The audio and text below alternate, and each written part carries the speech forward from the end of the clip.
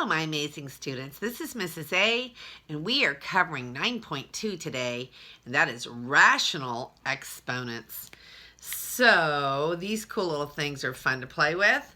And remember that we started off on this section with a definition, and the definition was simply that the square root of x is x to the 1/2 power. Okay, so basically we can change from our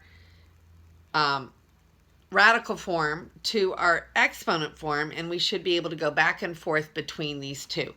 Now, when we have it in this exponent form, we mean that the 2 is the root, because this was a square root, and the exponent on the x here is a 1. So it's x to the 1, the square root of x to the 1, and when we turn it into a rational expression, it is rational exponent, it is x to the 1/2.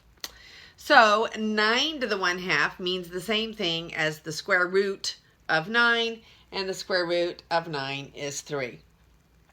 27 to the 1/3 is the same thing as the cubic root of 27, and the cubic root of 27 is 3. Now notice, this negative is on the outside. Remember, the exponent applies only to the number or the variable right before it. Unless the negative is in a parenthesis, it is not included. So this is the same thing as -1 times 16 to the 1/4. Okay, these are equivalent statements. And 16 to the 1/4 is 2, because 2 to the 4th power is 16. So this part here is 2, and then -1 times 2, my answer would be -2. And the last one on this page is 32 to the 1/5, which is the same thing as the 5th root of 32, and the 5th root of 32 is 2, because 2 to the 5th power is 32.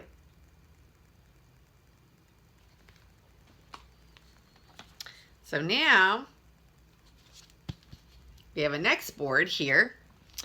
Now the negative is included. We have a parenthesis around the negative. This makes the 1/2 power, which is the same thing as the square root, applied to the whole negative. That's the same thing as the square root of a -144. And we know that is not a real number. So not a real number is the answer there. Okay, and then I have a -32 to the 5th power, but the 1/5 power, which is the 5th root. Okay, and since it's an odd root, the negative is no problem. The answer is a -2, because if I take -2 and I raise it to the 5th power, I get -32. So the answer is -2. This one has the negative outside. There is no parenthesis. Therefore, I can take the 4th root of 16 and make that 2, and then tack on -1 times 2 to get -2. The last one on this board is 8 to the 2/3. Now, when I have something like this, this means the same thing as the 3rd root and the 2nd power. So it's 8 squared, the cubic root of 8 squared. The nice thing is that this is also exactly equal to the cubic root of 8 squared. Okay, it does not matter whether we square first and then take the root, or whether we take the cubic root first and then square. We will get exactly the same number. Okay, so the answer is going to be the cubic root of 8, which is 2, and 2 squared is 4. If we had done it this way, it would have been the cubic root of 64, and the cubic root of 64 is also 4. So we are free to do it in the order that we would like to do it in. That's very nice.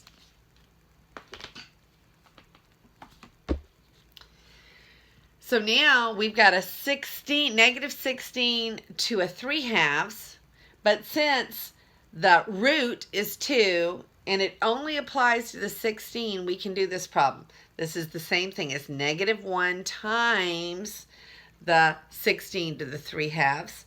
So that's the same thing as negative outside the radical, the square root of 16 to the 3rd.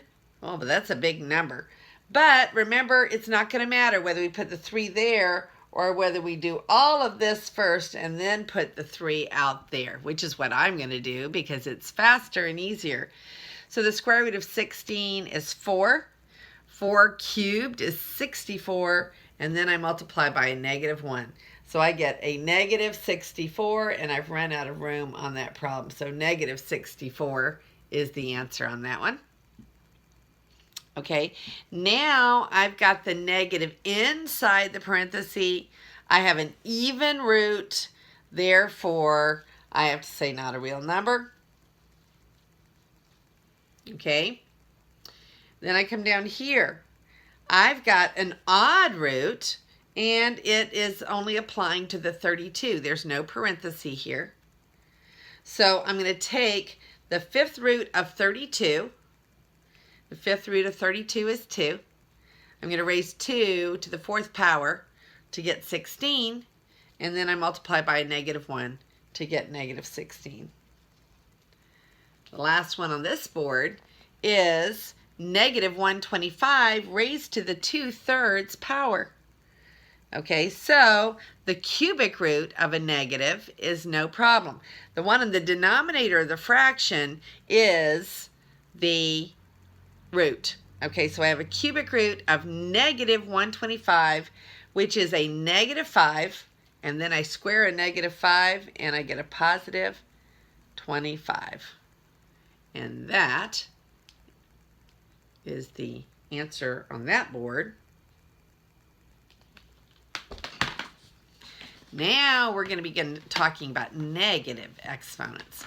Now remember, when we were dealing with negative exponents before, if we had x to the negative 2, x to the negative 2, that was the same thing as 1 over x to the 2. Okay? And if we had a fraction, x over y to the negative 2, then since the whole fraction was raised to the negative power, we would flip the whole thing over. Not just one thing moved down, we would flip the whole thing over, and we would get y squared on top and x squared on bottom. So remember those two rules that we've done before, way back in our exponent chapter. And now we look at 9 to the negative 3/2. That's the same thing as 9, 1 over 9 to the 3/2. Okay, 1 over 9 to the 3/2. Well, when I look at 9, the square root, that's the root, that's the power. The square root of 9 is 3, and 3 cubed is 27. So the answer to this one is 27. Usually, not always, but usually it's easiest, and you'll keep your numbers smaller if you do the root and then the power. And remember, we can do them either way we want, and we will get the same answer. All right, so 81 to the negative 3/4. We're taking the 4th root of 81. The 4th root of 81 is 3. And so 3 to the negative 3 would be 1 over 27. Or I did the negative 3 later. Or we could have just flipped it at the beginning and made it 1 over 81 to the 3/4. And I would have still gotten 1 over 27.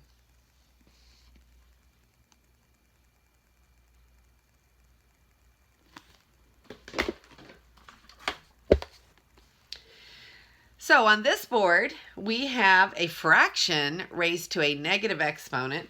So I'm going to flip the whole fraction, and make it 27 over 8 raised to the positive 4/3. Okay, so basically, I'm going to take my root of both numbers first, and the cubic root of 27 is 3, and the cubic root of 8 is 2, and then I'm going to raise both of those to the 4th power. So I took the cubic root first, and now I'm going to raise them both to the 4th power.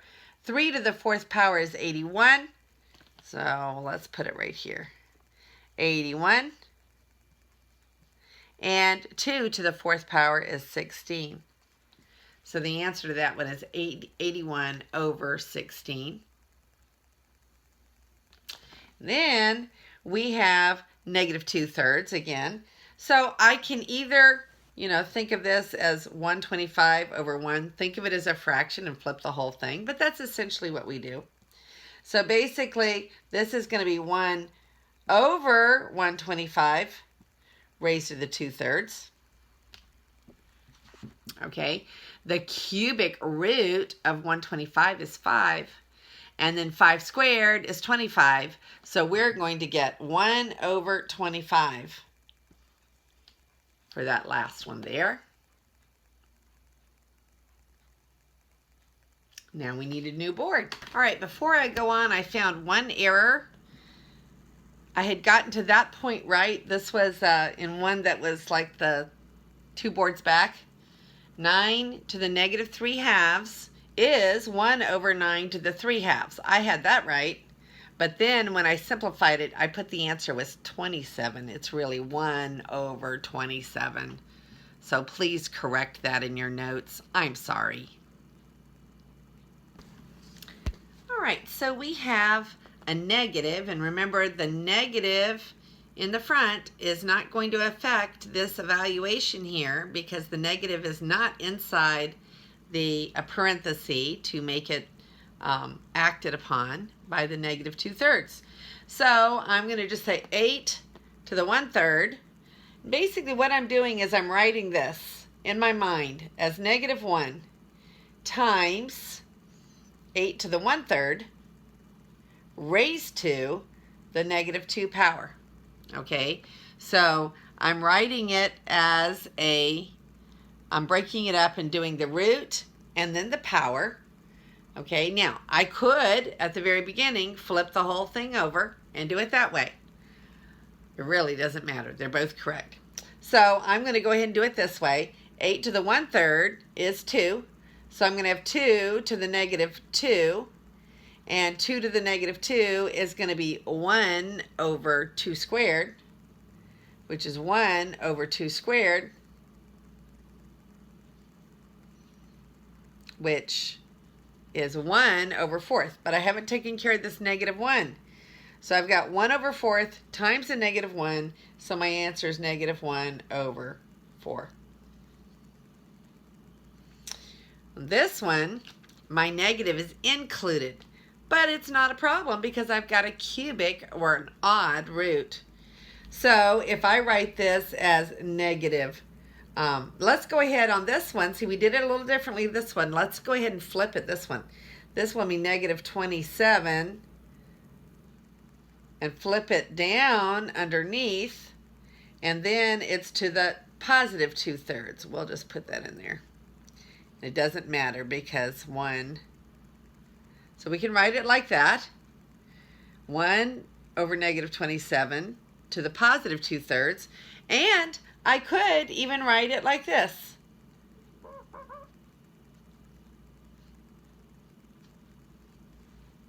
It doesn't matter. I'm going to get the same answer all 3 ways. I mean, both ways. Or I could do it the same way I did this one and deal with the negative 2 at the end. But we're going to do this one this way. So we flipped the negative 2 down and got the 2/3. So now I'm taking 1 to any power is still 1. But negative 27, the cubic root of that is going to be a negative 3. Negative 3 squared is going to be 9. My answer is going to be 1 over 9.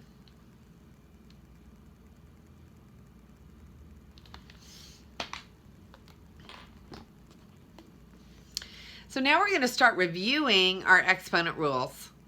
Okay, whenever I raise a power to another power, then I'm going to multiply the two powers together. And that's going to give me x to the 6th. And you can see that that should be true, because isn't x to the second cubed, going to be x squared times x squared times x squared, which is going to give me x to the 6th. This one, I'm multiplying like bases together, so I should add the two exponents together.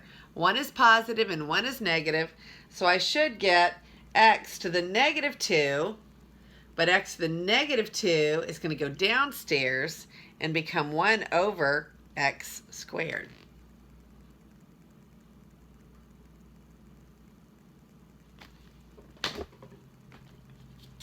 Division of like bases, we're going to subtract the exponents. So we're going to get b to the 6th, and that is positive, so that would be the final answer. And when here I'm raising a power to another power, I will multiply these two together and get 3 to the 12/5. Okay, and 3 to the 12/5. Basically, there is no perfect root. So I could leave it like that, or if I was going to simplify it, see, the 12/5 is more than 1. Okay, so I can think of this and break it apart into, so yeah, I would break it apart because this is over 1, and I would say this is the same thing as 3. 12 divided by 5 is 2, with 2/5 left over. Okay, so I'm going to put 2 plus 2/5, and since it's 2 plus 2/5, isn't this the same thing as 3 squared times 3 to the 2/3? 2/5. Excuse me, that's a 5. And 3 squared is 9. So 9 times 3 to the 2/5 would be correct. This is correct, but it's not completely simplified. I've got 9 holes in there.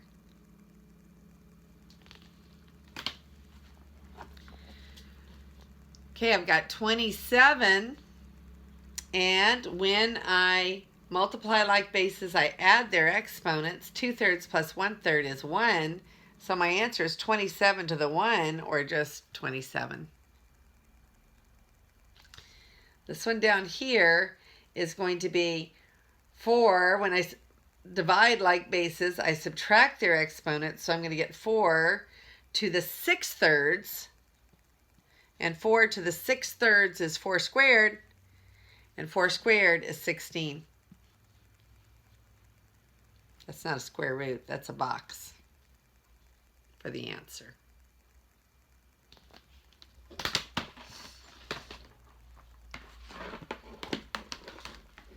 It's falling off my table. All right, so now I'm multiplying like bases, so I add their exponents. 1/4 plus 5/4 is 6/4. So I get x to the 6/4, but x to the 6/4 reduces to x to the 3/2. And again, x to the 3/2 is greater than 1. So I can think of that as an x to the 1 plus 1/2, or x times x to the 1/2, or x times x to the 1/2. The last one here on this board is, first I would deal with my, oh, I can't. They're not both p's. I got a p and a q, so I can't do that. So I'm going to go ahead and raise each one to the 8th power. So I'm going to get p to the 8/6, which will reduce, and p to the 24/2, which will reduce. Well, the p to the 24/2 is easy. Excuse me, that's a q. q to the 24 over 2 becomes a q to the 12. The numerator becomes p to the 4/3. So let's just change that to 4/3 because of space. And p to the 4/3 is a whole p. And so basically that's 1 plus 1/3 of p, or p times p to the 1/3. And we start a new board. Okay, I'm going to bring 3 of those back again. This is correct, but they left the answer in this form. I don't consider this form as simplified, but they apparently do. I don't know what your Connect math will do, because if I turned this back into a radical form, it would be the 5th root of 3 to the 12th. Okay, so the 5th root of 3 to the 12th is definitely not simplified in radical form, but they're considering that the final answer in this form. Okay, I would break it up into 2 and 2/5 and have 3 squared times 3 to the 2/5, which is 9, 3 to the 2/5. I would have done it this way. They're calling this the answer. So I just wanted to bring that to your attention. I don't know what your Connect math is going to do. Okay, let's look at another one. Okay, we did this one. They considered that the final answer. I would not have considered it the final answer. I would have broken it up into x to the 1/2, and that would have been a whole x times an x to the 1/2. They're calling this one simplified. Okay, so I'm going to count it right on your test either way. But I wanted to bring it back to you because I didn't know what Connect Math was going to do to you there. And again, they considered this one finished, and they did not break the 4/3 up into a p and a p to the 1/3. So I would, again, count both of those answers correct on your test. So now we are doing some more exponent problems, and I'm going to go ahead and leave the answers the way my student guided notes are leaving them, because they are consistently leaving them with the numerator bigger than the denominator and not going on and simplifying them. So I'm going to go ahead and follow suit, do it the way the book is doing it. So this one is, we have 2 that are already cubes, and I'm going to go ahead and take care of those, because if I subtract 2/3 minus 5/3, I get a -3/3. So h to the -3/3 is really just h to the -1 times h to the -3/4. And when I multiply, I add the exponents. So I can change this into 4/4. So I've got -4/4 minus 3/4, because I'm adding them together. And I wind up with h to the -7/4. But we are supposed to leave these with positive exponents. So this would be 1 over h to the 7/4. Okay, now this is the way they're leaving their answer. The other way that I would accept it, if you went ahead and divided 7 by 4, you got 1 3/4, which is what you had to begin with here. Okay, so that would be 1 over h times h 3/4. That is also a correct answer. So I will accept it this way and this way. Okay, this one would not be simplified if we put it in the radical form, but they are leaving their answers, the textbook is leaving their answers in this form, so we're going to go with that. But I will not penalize you if you go ahead and do that either. So you have 2 ways you can leave those answers.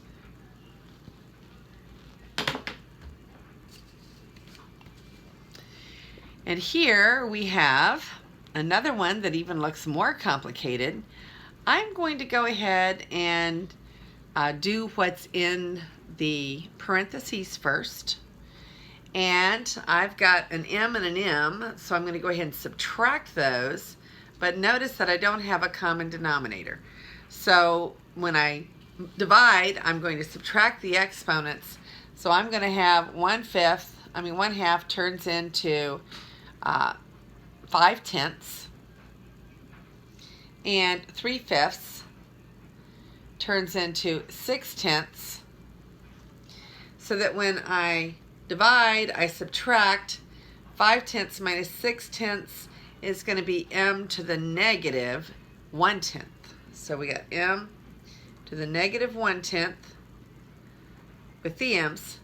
And then the n's, we don't have any fractions, but we've got n to the negative 3 divided by n to the negative 5, which means I'm going to have negative 3 minus a negative 5.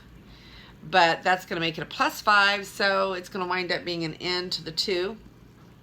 And then I'm going to raise that to the negative 3/2. Okay, so I'm going to go ahead and take these things, this little fraction addition thing over there, so I have a little bit more room.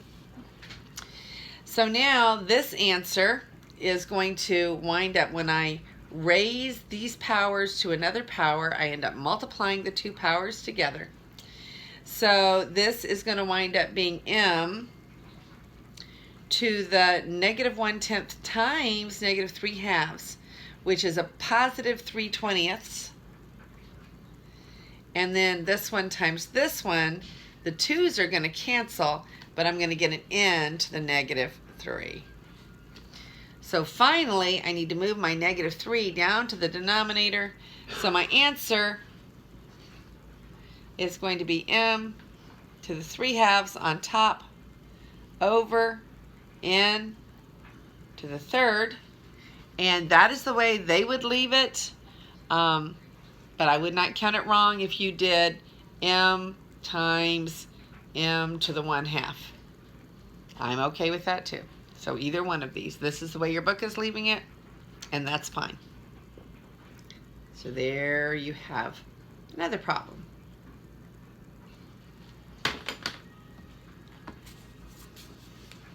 So now, this one we should put into a radical form and have 36 to the 5 over 10, not radical form, rational exponent form.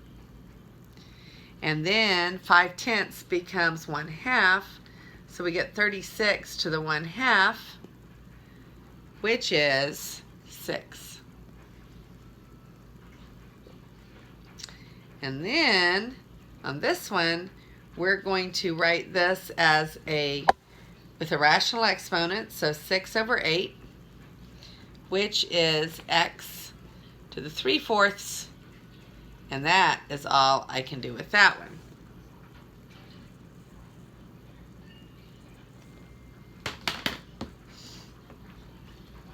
So now we have the cubic root of 11 to the 3rd. Since I have odds, it's going to, even if it were a negative sign, it wouldn't affect it, but it's going to wind up being 11. When you have the root and the power the same, you just get whatever is under the radical. On this one, we've got the 4th root and the cube. The 4th root and the 4th power, and we will get 3. Here, we have p squared and the square root of that. Now, we learned earlier that this would have to become the absolute value of p, but in this section, they said assume that all variables are non-negative numbers. So because of that assumption, we no longer have to write the absolute value. And I believe that that is all of 9.2. And this is Mrs. A, and may God bless your day. Oops, I have one correction on this board that I did before, And I had multiplied this, and I think I had said it was 3 over 20, but when I wrote it, I wrote 3 over 2. That should have been a 20 right there. And that would make this one a 3 over 20 right there. So I made a little typo there with my pen. And that is the end of 9.2.